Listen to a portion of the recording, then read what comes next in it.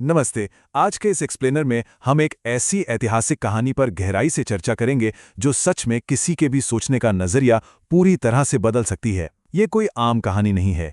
ये शून्य से शिखर तक पहुंचने वाले एक ऐसे महायोद्धा के सफर की बात है जिसके संघर्षों ने इतिहास की धारा को हमेशा के लिए मोड़ कर रख दिया। तो चलिए, बिना किसी देरी के इस सफर की शुरुआत करते हैं। सोचिए, क्या सिर्फ एक अकेला इंसान पूरी दुनिया का इतिहास बदल सकता है? ये सवाल सुनने में बहुत सीधा है, लेकिन है बहुत गहरा। आमतौर पर हमें लगता है कि यार, बड़े सामाजिक बदलावों के लिए तो पूरी सेना या कई सदियों का वक्त लग जाता है। एक अकेला इंसान इतने बड़े सिस्टम के आगे क्या ही कर लेगा, राइट? लेकिन आज हम जिस शख्सियत की बात कर रहे हैं, उन्होंने इस सोच को हमेशा के लिए गलत साबित कर दिया। तो सबसे पहले देखते हैं अध्याय 1, शून्य से शिखर का सफर। एक ऐसा सफर जहां नामुमकिन को मुमकिन बनाया गया। जरा इस दृश्य की कल्पना कीजिए। भयंकर गर्मी का दिन है और एक छोटे से बच्चे को क्लासरूम के अंदर बैठने तक की परमिशन नहीं है। उसे तपती धूप में बाहर बैठना पड़ता था। बात सिर्फ यहीं तक सीमित नहीं थी। प्यास लगने पर वो अपनी मर्जी से पानी का घड़ा तक नहीं छू सकता था। मतलब अगर कोई सवर्ण व्यक्ति दूर से पानी गिराए तभी वो पानी पी सकता था, वरना पूरा दिन प्यासा ही रहना पड़ता था। उस समय समाज की सोच इतनी संकीर्ण थी कि उसे अछूत माना जाता था। लोग उसकी परछाई से भी दूर भागते थे। ये एक ऐसा माहौल था ना, जो किसी भी इंसान का आत्मसम्मान पूरी तरह से कुचल कर रखते। अब यहां हम दो बिल्कुल अलग चीजें देखते हैं। एक तरफ था वो समाज जिसने भयंकर गरीबी, छुआछूत और हकों को छीनकर उस पर पाबंदियों का पहाड़ खड़ा कर दिया था। हालात ऐसे थे जो चीख चीख कर कह रहे थे कि आगे बढ़ना बिल्कुल असंभव है। लेकिन दूसरी तरफ था उस लड़के का अटूट संकल्प। उसने अपनी किस्मत को चुपचाप मानने से साफ इनकार कर दिया। उसने कोई हथियार नहीं उठाया, बल्कि उसने ज्ञान को, अपनी पढ़ाई को अपना सबसे बड़ा अस्त्र बनाया। ये उस बच्चे की अंदरूनी ताकत थी जिसने बाहर की दुनिया की सारी बेड़ियों को हिलाकर रख दिया। और पता है इस जबरदस्त संकल्प का नतीजा क्या निकला? जिस समाज ने उसे स्कूल के बाहर धूल में बिठाया था ना, उसी लड़के ने आगे चलकर दुनिया की सबसे बेहतरीन यूनिवर्सिटी से पढ़ाई की। जी हाँ, अमेरिका की कोलंबिया यूनिवर्सिटी और ब्रिटेन के लंदन स्कूल ऑफ इकोनॉमिक्स से डॉक्टर ऑफ साइंस और पीएचडी जैसी सबसे बड़ी और उच्च डिग्रियां हासिल की। उस दौर में किसी भी आम इंसान के लिए यह बहुत बड़ी बात थी, और उन हालातों से निकलकर ऐसा करना, यह तो लिटरली किसी चमत्कार से कम नहीं था। अब तक तो आपके मन में ये सवाल बिल्कुल गूंज रहा होगा कि आखिर ये इंसान है कौन?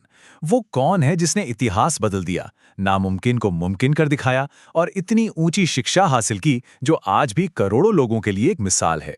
तो ये महान शख्सियत हैं डॉक्टर भीमराव अंबेडकर। बिल्कुल सही पहचाना। भारतीय इतिहास के सबसे ज्यादा पढ़े लिखे महामानव और हमारे संविधान के शिल्पकार। सोचिए, जिस इंसान ने बचपन में पानी के एक एक घूंट के लिए संघर्ष किया, उसी इंसान ने आगे चलकर भारत के करोड़ों लोगों को उनके अधिकारों का पूरा समंदर सौंप दिया। ये सिर्फ एक इंसान की जीत नहीं थी, ये ज्ञान और इंसानियत की सबसे बड़ी जीत थी। चलिए, अब आते हैं भाग 2 पर। सफलता के 3 बड़े रहस्य। देखते हैं इस कामयाबी के पीछे का असली सच क्या था।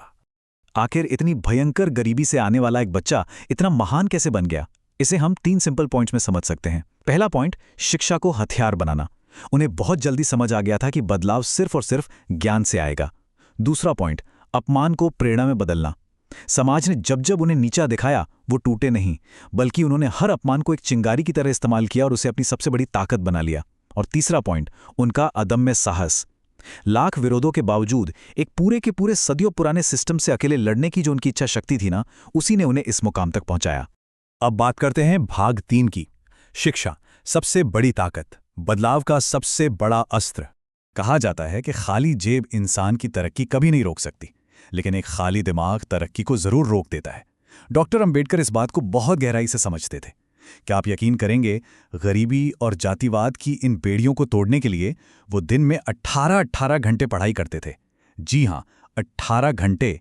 ये पढ़ाई ही उनका वो अचूक अस्त्र था जिसके सामने हर तरह के भेदभाव और अन्याय को आखिरकार घुटने टेकने ही पड़े। अब आगे बढ़ते हैं भाग 4 की तरफ। आज के लिए अहम सबक। देखते हैं कि आज के समय में हम इससे क्या सीख सकते हैं। आज के दौर में हम सभी के लिए, खासकर युवाओं और छात्रों के लिए, डॉक्टर अंबेडकर के ये 3 मंत्र बहुत ही ज्यादा काम के हैं। पहला, शिक्षित बनो। आज हमारे पास इंटरनेट है, किताबें हैं, तो अब संसाधनों की कमी का बहाना बनाना या सिर्फ ऑनलाइन रील्स देख के टाइम वेस्ट करना हमें बिल्कुल बंद करना होगा।